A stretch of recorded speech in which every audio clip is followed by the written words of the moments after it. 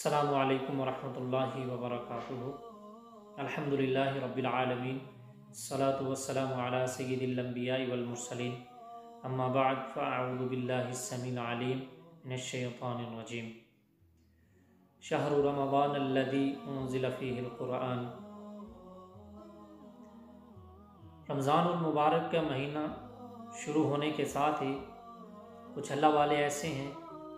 جو اللہ تعالیٰ کی رحمت کے متلاشی، اللہ تعالیٰ کی طرف سے مغفرت کے متلاشی اور اللہ تعالیٰ کی طرف سے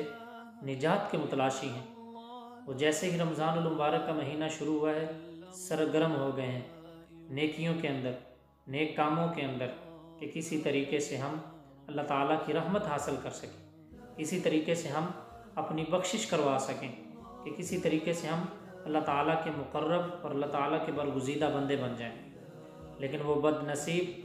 وہ بدبخت، وہ لوگ جو رمضان المبارک سے پہلے جیسے زندگی بسر کر رہے تھے آج بھی ویسی ہی زندگی بسر کر رہے ہیں، نہ ان پر نماز پنجگانہ کی اذانیں اثر کر رہی ہیں، نہ ہی ان پر رات کو تراویح میں پڑھے جانے والا قرآن مجید اثر کر رہا ہے، نہ ہی صبح فجر کے وقت اسپیکر میں کہی جانے والی اقامت کہ نماز کھڑی ہو گئی ہے، نہ ہی ان پر وہ اثر کر رہی ہے۔ وہ اپنی زندگی کو محض ویسے ہی کھانے پینے میں گزار رہے ہیں، سونے جاگنے میں گزار رہے ہیں، لہو و لعب میں گزار رہے ہیں، جیسے وہ رمضان المبارک سے پہلے گزار رہے تھے۔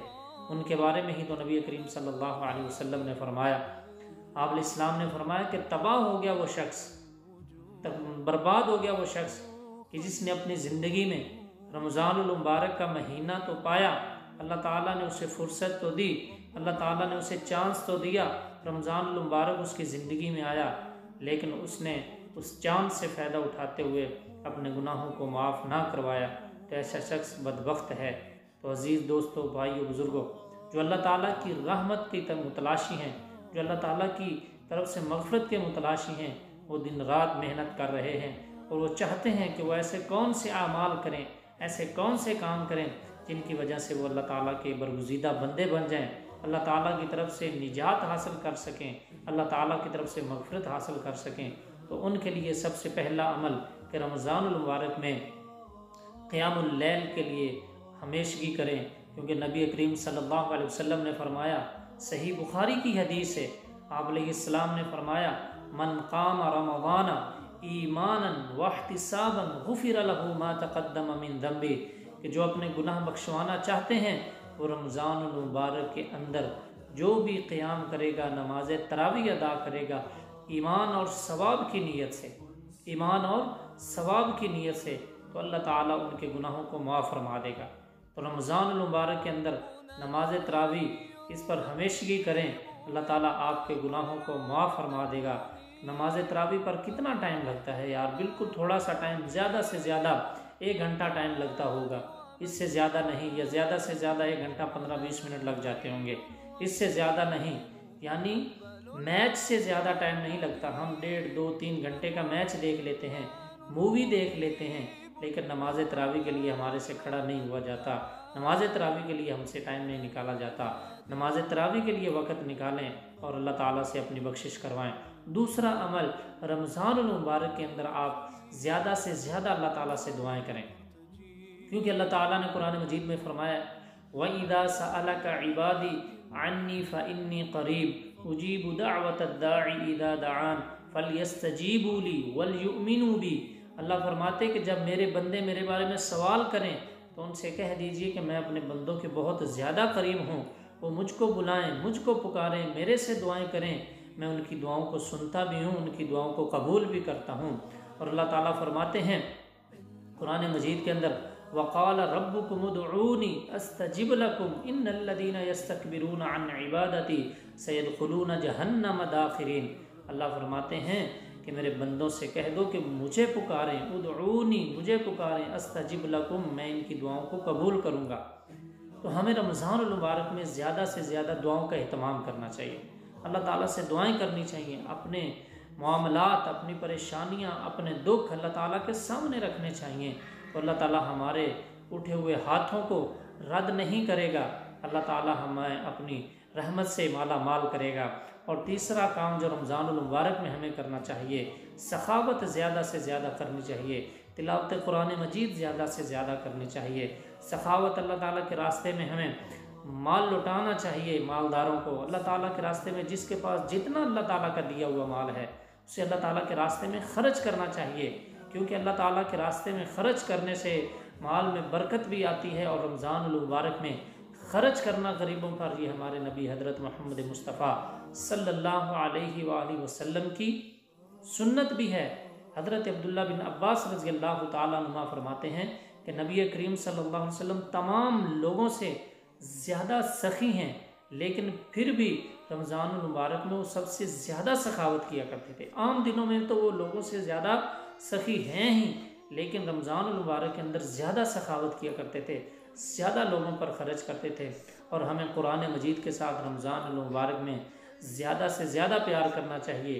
زیادہ سے زیادہ رمضان المبارک میں ہمیں قرآن مجید کو وقت دینا چاہیے، کیونکہ کل قیامت کے دن روزہ اور قرآن مجید یہ اپنے بندے کے لیے سفارش کریں گے۔ روزہ کہے گا اللہ تعالیٰ یہ بندہ میں نے اسے بھوک اور پیاس سے روکے رکھا، یہ بندہ روزے میں تھا اور کھانے پینے اور اپنی شہوات سے روکے رکھا، اور اللہ تعالیٰ اسے معاف کر دے، اس کی میں سفارش کرتا ہوں۔ تو آپ علیہ الصلاۃ والسلام فرماتے ہیں روزے کی سفارش قبول کی جائے گی۔ اسی طرح قرآن مجید آئے گا، اپنے پڑھنے والے کے لیے اللہ تعالیٰ کی بارگاہ میں سفارش کرے گا کہ اللہ یہ قرآن کا حافظ، یہ قرآن کا قاری، رات کو نیند سے دور رہتا، قیام اللیل میں میری تلاوت قرآن مجید کی تلاوت کیا کرتا تھا، اے اللہ میں قرآن اس کی سفارش کرتا ہوں کہ اس نے دنیا میں میری خاطر اپنی نیند کو حرام کیا، میری خاطر اپنی نیند سے دور رہا، اللہ اس کو معاف فرما دے، میں اس کی سفارش کرتا ہوں۔ آپ علیہ السلام فرماتے ہیں قرآن کی سفارش بھی قبول کی جائے گی۔ اور ہمیں جو ہے رمضان المبارک میں غیبت اور چغلی سے باز رہنا چاہیے۔ چوتھا عمل، رمضان المبارک میں چغلی، غیبت اور جھوٹ اور زبان کے ساتھ جتنے بھی گناہ ہوتے ہیں، نظروں کے ساتھ جتنے بھی گناہ ہوتے ہیں، ہاتھوں کے ساتھ جتنے بھی گناہ ہوتے ہیں، ہر قسم کے گناہ سے محفوظ رہنا چاہیے۔ پھر ہمیں رمضان المبارک کا فائدہ ہوگا، پھر ہمیں ہمارے روزے کا فائدہ ہوگا، کیونکہ نبی کریم صلی اللہ علیہ وسلم نے فرمایا من لم يدع قول الزور والعمل به فليس لله حاجة ان يدع طعامه وشرابه۔ آپ علیہ السلام نے فرمایا کہ جو بندہ روزے کی حالت میں نہ جھوٹ چھوڑتا ہے، نہ ہی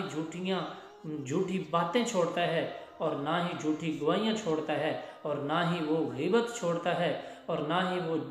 جو ہے وہ اپنی زبان سے غلیظ اور غلط الفاظ ادا کرنے چھوڑتا ہے، تو آپ علیہ السلام نے فرمایا تو پھر اللہ تعالیٰ کو بھی اس کے کھانے پینے کے چھوڑنے کی کوئی ضرورت نہیں۔ جو روزہ رکھ کر بھی لوگوں کی غیبت کرتا ہے، جو لوگ روزہ رکھ کر بھی بہتان